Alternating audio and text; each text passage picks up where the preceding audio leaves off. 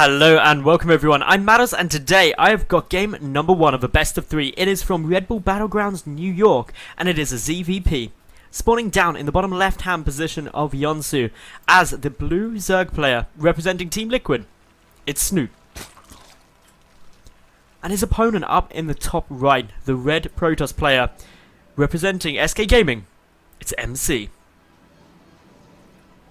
Before we go any further, this game should be released on Christmas Day, so if you're watching this I hope you've got all the presents that you wanted and you are having an awesome time, and also that you're enjoying this video of course. But anyway, this game should be pretty cool. Yonsu has got a relatively short rush distance. MC may go for something a bit aggressive. He could also try and expand nice and early. This map viable for both aggressive and more macro orientated play. Snute, he's always got some cool times coming up, so it's good to see what his build is going to be. I haven't actually cast one of Snute's games for quite a while. I think it's been a huge amount of time since I last cast one of Snute's games, and that isn't through any choice of my own, but just I haven't come across many replays or cast many live tournaments that he's been in, so really good to see him get on. I have met Snute. He was the winner of the ESET UK Masters Season 1 and won a good chunk of the £10,000 prize pool there, beating Western Wolf's Sting in what was actually one of the first Heart of the Swarm tournaments in the world. And so that was some very awesome times. Now, as it stands, we've got a gateway coming down here from MC, just going for a pretty standard gateway opening. Meanwhile, Snute open up, pull first, and he should be getting down a hatchery relatively quickly off the back of this. So playing it safe, it's game 1 of a best of 3. You don't want to be doing anything too risky or unnecessary, just to make sure that actually things are going the way that you want them to be. Now, as it stands for the moment, we don't really know what the kind of mid-game plan of these two are going to be, because basically they're sitting there going for bog standard openings. The one interesting thing is that MC doesn't have any gas, so he should be getting a very early down Nexus. So this is really the earliest you can get a Nexus off the back of a gateway expand. It also delays your tech a little bit though, so this is in direct response to what MC has seen come down so far from Snute. He's also doing a great job of blocking Snute's hatchery. So MC aiming to get an economic lead in this game nice and early. We should see some gases get taken from him fairly shortly, because he needs to get those going in order to get his cybernetics core on the way and warp gate tech, etc. all on the way through comfortably. So, Snute has confirmed that the natural Nexus is coming down, and he's about to spot the fact that a gateway is already completed, and therefore knows that it was a gateway expand. See the Cybercore only just getting started, and this reveals therefore to him that, hang on, my opponent really doesn't have too much, and therefore he went for that Nexus at the earliest possible point, meaning that his tech is going to be delayed. Now Snute's response to this: chuck down a third base as fast as possible. And this is a good response, because against a gateway expand, generally you not see that third until about the 6 minutes, 7 minute mark. You get the gas down sooner, but the reason Snute needs to get this so early is because of how early MC got his Nexus. He knows that he's safe, because of these lings running around, just having a bit of a good time.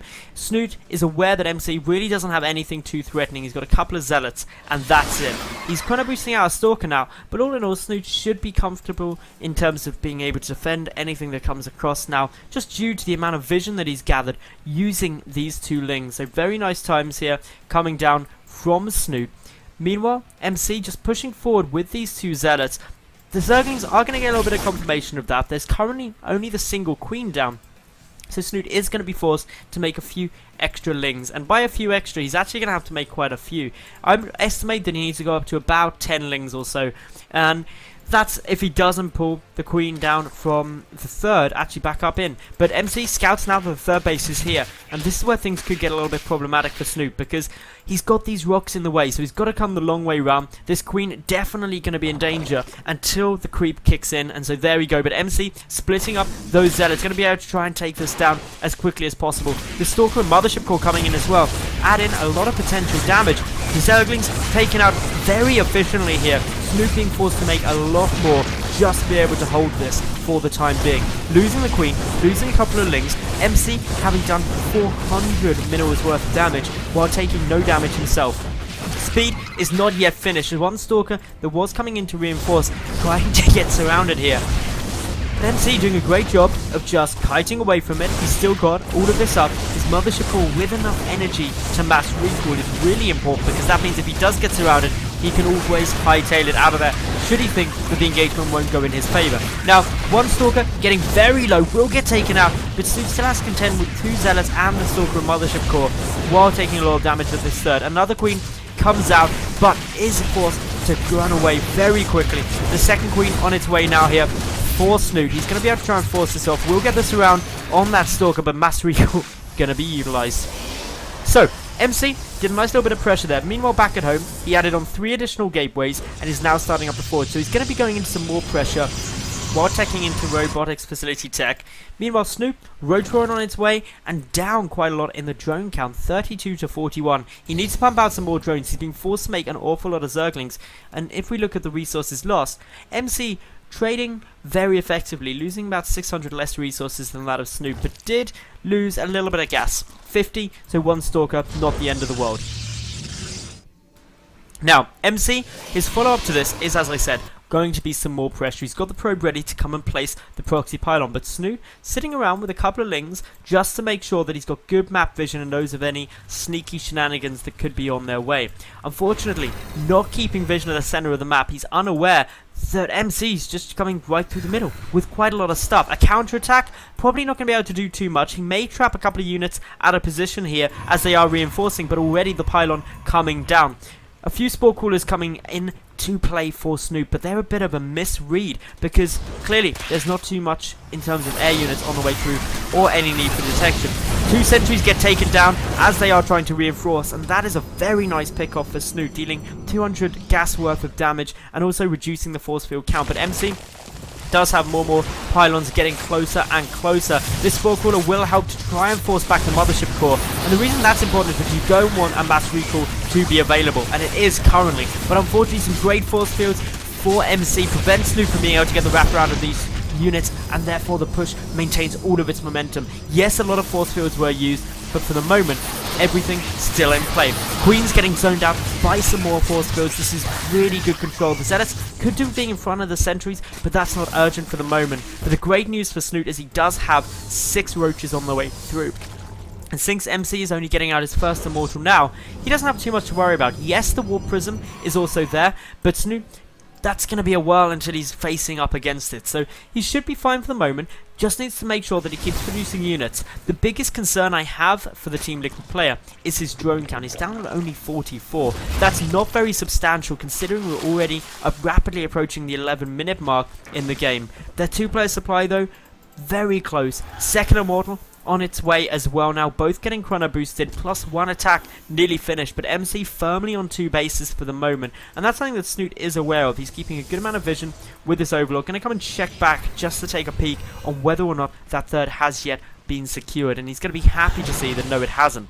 So Twilight counts coming down back in the natural line, mineral line here for MC, plus 2 weapons on its way down, getting chrono boosted, but for the moment this pressure really easing off for the time being, and MC not revealing what his strategy may be. Snute therefore continues droning, also grabbing down a Hydra Den for a Roach Hydra mid-game, and that's fine. Because of just the great work Snute's been doing with his Overlords, he keeps a good amount of vision that, okay, while there is a robotics facility, I haven't seen a robotics bay yet, which means no Colossi, and therefore Roach Hydra is going to be good. But we've got a Zealot drop now, heading down into the main base. Roaches rapidly trying to get back here, but the Warp Prism picks up all of the units and it hightails it out of there, knowing that with so many roaches, no damage would really get done. The robotics bay is now getting started up for MC. Meanwhile, Snute, he's busy getting down group spines, which is a more defensive choice early on for these Hydras. If Snute was looking to be aggressive, he'd get down the muscular augments, the Hydra speed upgrade, so he can come and put on some pressure. He does already have roach speed, which will help him respond to additional drops that may come through, but also Snute wisely keeping a handful of units in his main, just spread around no matter what the angle of attack could be. So, where does MC go from here? His big play is making sure this third stays up, and it's a smart play at that. He's teching and investing a lot in upgrades, wants to get out some Colossi as well as get Blink secured, and once he's got all of that in the cards, actually that's where he's got a very powerful and very potent late game army. But Snute identifying that MC's being passive now is getting down his infestation pit. He's ready to start looking to move up into Hive, likely for Vipers, just to get some abducts down on key units. But MC, with a few hallucinated Phoenix, are gonna be just trying to keep tabs on what Snute has planned. Try and get a look at that infestation pit. My other concern for Snute is his upgrades. MC already finished the 2-0 upgrades, whereas Snute is only just starting +1 missile attack. That's problematic for him. Also, another cool thing being done here by MC is hallucinating up a Colossus. But, of course, with the Overseer, that wouldn't have been too helpful. But I believe the Changeling saw the single Colossus there, which may throw out the timings. Now, Snute isn't going to actually rush up into Vipers. He does have the Hive on its way, but it's some Swarm Hosts that he's got on the cards now. This is a very interesting strategy. Of course, Swarm Hosts able to deliver a long-term siege using those Locusts just to force your opponent to play defensive, and it can be tough to break through. But as we see, MC already with the Twilight Templar Archives coming down is going to be able to get up High Templar, ready to start storming and ready to start having a good bit of fun. So, Roaches cleaning out the watchtowers, a few Blinkstalkers on the way over, and that Zealot is saved by his brethren with just 2 HP. Not much of a rescue mission, but it was enough to keep him alive, which is all you really can hope for. Now, in terms of creep spread, Snute is doing a really good job. He's spreading it out quite nicely. It's not as far as it may otherwise be, but a lot of that is due to MC being very effective with these small groups of Stalkers and that Observer, picking up any creep tumors he can find, minimizing Snute's vision. But Roaches and Hydras coming forward, that War Prism getting perilously close to the Hydralisks, but able to retreat just in time. But the Roaches chasing down this army, Blink will be utilized just to save that. And of course, still we see the Hydras without the muscular augments upgrade, so they are still slow. The Swarm Host count though, rapidly increasing, 12 already on the field, 4 more on the way, and anything above 8 generally can cause Protoss players a bit of a headache. But since we do have the Templar Archives, I'm keeping a close eye on when MC chooses to start the Psionic Storm upgrade, because Storm, along with Colossi, very effective dealing with waves and waves of Locust. But the critical part of that is that the Storms shut down the first wave, allowing the Protoss army to move forward and really try and take out the Swarm Hosts as soon as possible. Now, a small little ninja group of Roaches heading in towards the third, as well as a few more also on their way to the Natural, but Zealot's going to be trying to shut down at the Natural base. Meanwhile, Stalkers trying to shut down these Roaches, but this is spreading MC's army a little bit thin. It's also forcing his army back, allowing these Locusts to start moving forward, start dealing potentially a bit of damage, but MC shuts down most of this pressure pretty quickly. In total, Snute killed 5 workers so far this game, but +3 weapons is about to kick in for MC, and with that +3, he takes a solid upgrade lead, since +2 is only half done currently for Snute. So, the Colossi count sitting up at 4. MC looking to be posturing in a bit more of an aggressive manner. Bear in mind, he's maxed out at the moment. He's got those 3-0 upgrades. And Snute currently doesn't have any Vipers, so no easy abducts can be coming down. That's a lot of splash damage available to MC. And while Snute does have his 4th base about to be completed, MC rapidly moving over there to go and shut it down. And if he was able to, while securing up his own 4th, he'd stay a base up, which is very strong for any Protoss up against the Zerg player. Now, Force Field's being utilized effectively here, just zoning out a lot of these Locusts. The big thing MC doesn't want to do is engage Locusts alone, because you'll never get a cost-effective trade from that. Anything you lose is going to be pretty bad. The good thing MC's doing though, is he's taking out this 4th, and that means that he's now on equal bases at worst with Snute. That's a great position to be in, but these Locusts are still funneling through. Snute trying to secure up a 4th on the other side of the map, away from MC's army, and just trying to really keep his economy on the straight and narrow. But all of this game, MC has been pretty much equal in economy, and that's really starting to hurt Snute. He's not able to get up a critical mass of units too quickly, but he is once more going in with a handful of Roaches on a suicide mission, and that's fine. Losing Roaches at this stage is ideal. Anything they take out is great because it's freeing up supply. Roaches late game are incredibly supply inefficient, and therefore wants to really free that up to get out more cost-effective units or supply-effective units. For the moment though, MC once again forces a cancel of the 4th. Snute attempting to take a 4th on the other side of the map once again. And while there are some Locusts here and some good abducts coming down on a few Immortals, the majority of MC's army is still up and running. Reinforcements getting taken out as they come through, but Snute really in full-on defensive mode. 3-1 upgrades up against 2-1 gives a good advantage there for MC, and even after that abducts, manages to keep all of his Colossi alive.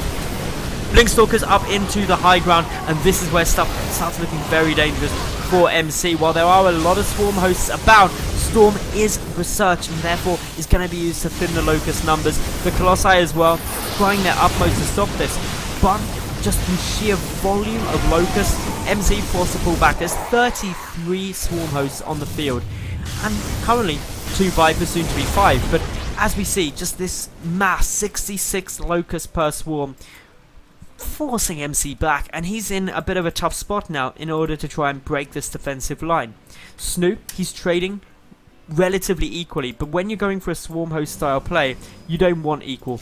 You want to be trading better than your opponent. So MC now has to find a way to break through this, and while denial of expansions has been good for the moment, Snute does have his 4th up and is transferring drones as well as securing up his 5th.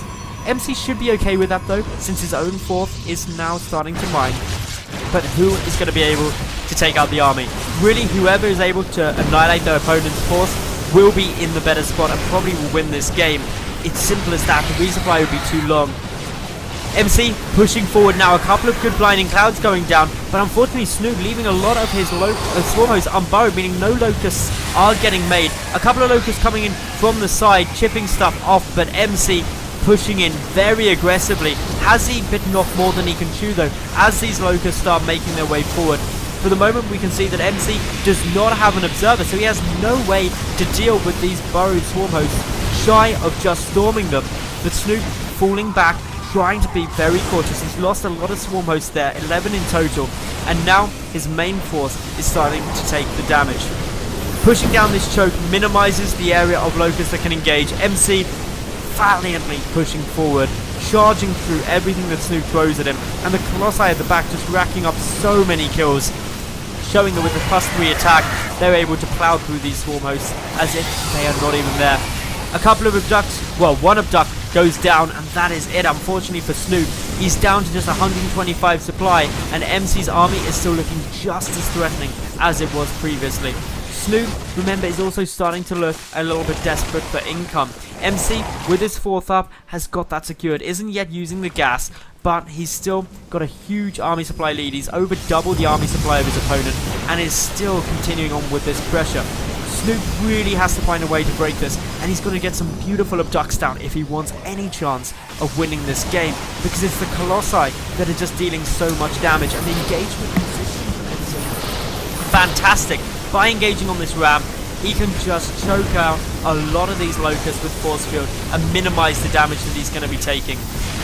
The spore crawlers trying to really force back these Colossi, but the damage being done amazingly. And the spore crawlers aren't really for the Colossi. They're to make sure that there wouldn't be any observers in the mix, but of course the observers are still making their way forward. They're with the army, and so therefore do grab vision of these burrowed swarm hosts. Now the 3rd base for Snute finally falling, and things looking very promising for the SK Gaming player.